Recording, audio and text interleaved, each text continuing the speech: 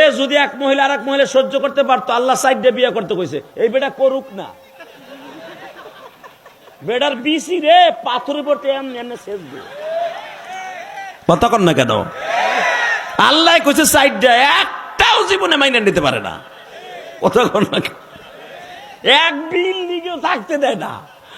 বড়টাকে আয় গোলাম আয়, তোর বিয়ে সাত মিটাবো, ওর ভিতরে কি আছে আমার ভিতরে কি নাই, কি নাই।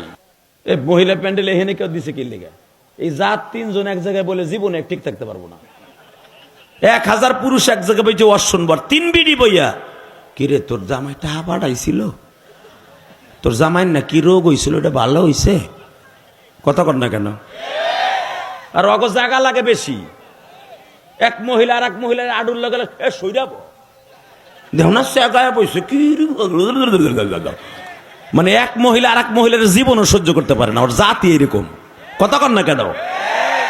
এ যদি এক মহিলা আর এক মহিলা সহ্য করতে পারতো, আল্লাহ সাইডে বিয়ে করতে কইছে, এই বেটা করুক না। বেটার বিসি রে পাথরের উপর এমনি শেষ দিয়ে কথা কর না কেন? আল্লাহ কইছে সাইডে, একটাও জীবনে মাইনে নিতে পারে না। কথা কর না, এক বিল্ডিংও থাকতে দেয় না। বড়টাকে আয় গোলাম আয়, তোর বিয়ে সাত মিটাবো, ওর ভিতরে কি আছে আমার ভিতরে কি নাই, কি নাই। কথা কর না কেন? জোরে কর। ওই চাচা সুযোগ পাইলে কবে মারতো, পারে না চাষির জ্বালায়। কথা কর না কেন? মইরে তেরা হয়ে যাইব গা, তবু আপনার বিয়ে করতে দিব না। ঠিক ঠিক, তুমি না কইলো ঠিক।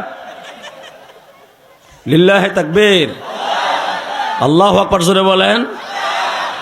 এরপরে যদি কোনো মহিলার আওয়াজ আমার কানে আসে, তাহলে খাইছি আজকে।